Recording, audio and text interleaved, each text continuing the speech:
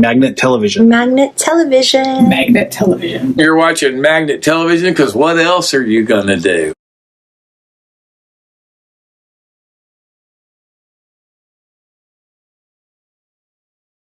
Hey, G.E. Smith here, and just like you, I'm trying to avoid the 1-9, you know. But in the meantime, we all got to keep pushing, right? So I got a new album. Me and my buddy LeRoy Bell. A band's called Stony Hill. It's out now. If you don't have any money, like a lot of us don't have any money right now, just go on YouTube and check out the video for the song America. G.E. Smith, LeRoy Bell, Stony Hill, America. My all-time favorite song? Are you serious? There's so many. I mean, it's like impossible. But since Magnet wants me to pick one, how about Wheeling Through the City by Shirley Caesar and the Caravans? This is a gospel record, but it's from back in that time when gospel and rock and roll got mixed together. You know, I think Ray Charles famously probably did it first, like with I Got a Woman, stuff like that. But this Shirley Caesar and the Caravans record is one of the most rockin' things you'll ever heard.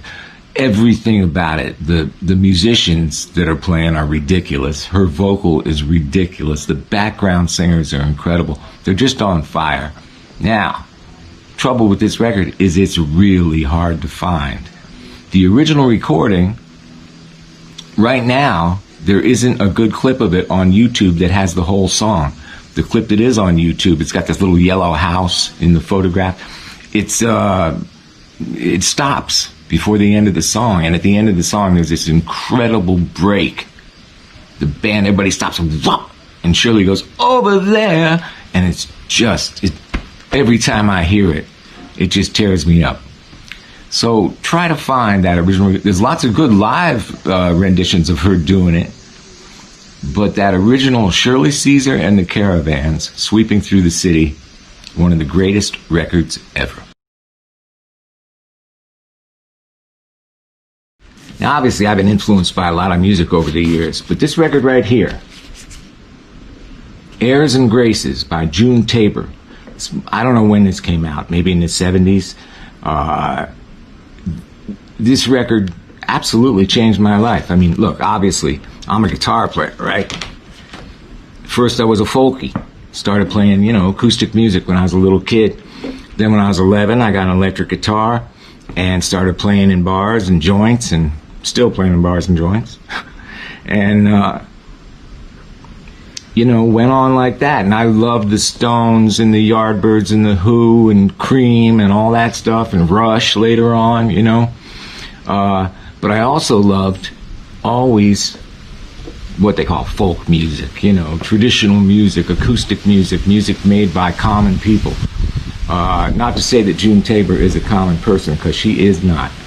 One of the absolute greatest vocal performers I have ever heard. Her command of her voice is it's phenomenal. I don't know how she does it.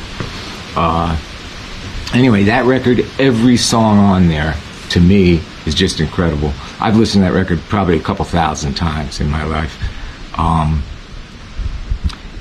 Great guitar playing also on there. Some of the songs are just a cappella, just her singing alone.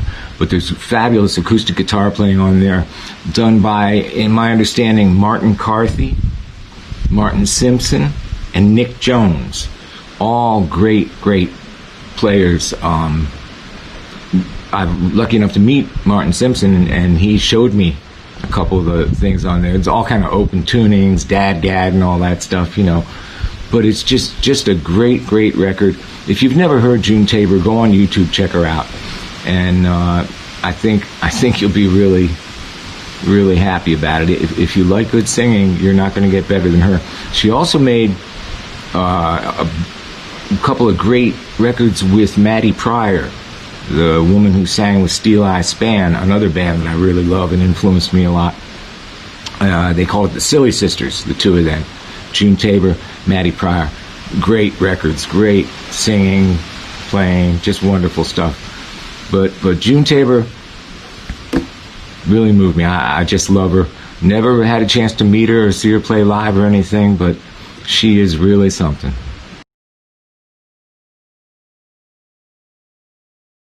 In my life, I've been to a lot of good concerts. You know, I went to Woodstock.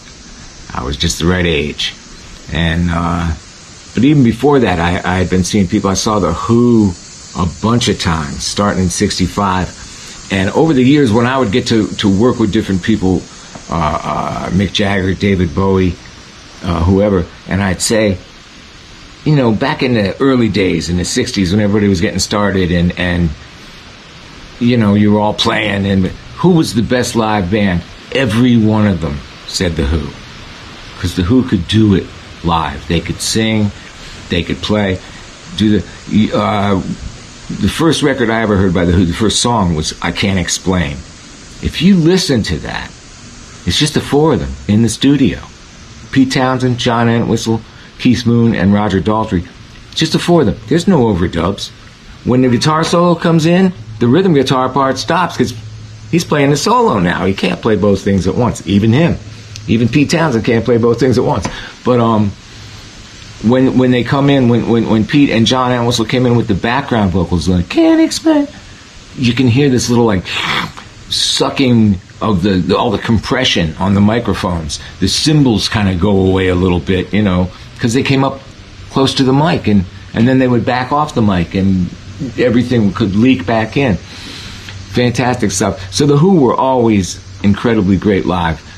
And then another concert that I saw, probably in '77 or '78, The Clash.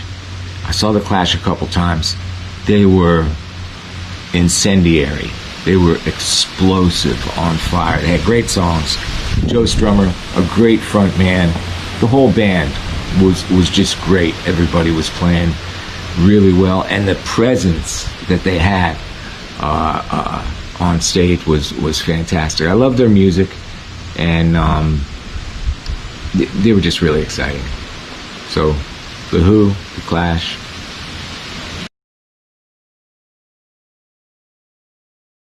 Just like any performer, we've all had embarrassing musical moments. But you know what? You gotta get over it. It's either they're all embarrassing or none of them are embarrassing. That's the only way I can look at it. I mean, you know, you get out there, play enough times, and you're going to make some mistakes. You're really going to mess some things up. And I have, believe me. One great one I'll tell you about. I used to be the band leader on that Saturday Night Live TV show, and they would come up on what they called band shots. And that would be like, there'd be 12 seconds left over after the comedy bits before they go into the commercial. They'd say, okay, you guys, take it. You got 12 seconds. And we'd play some, you know, something. We had a good time. So one time, I didn't get the direction in my earphone. My fault. Nobody else's fault. I wasn't listening. They come up on us. Earl Gardner, the trumpet player, he's reading the newspaper. I'm talking to T-Bone, my old buddy T-Bone. You know, we're just kind of standing there. It was pitiful. Hey, G.E. Smith here, and you're watching Magnet Television. Me and my buddy LeRoy Bell got a new record, Stony Hill, out now. Check it out. Magnet Television. Magnet. It sticks together.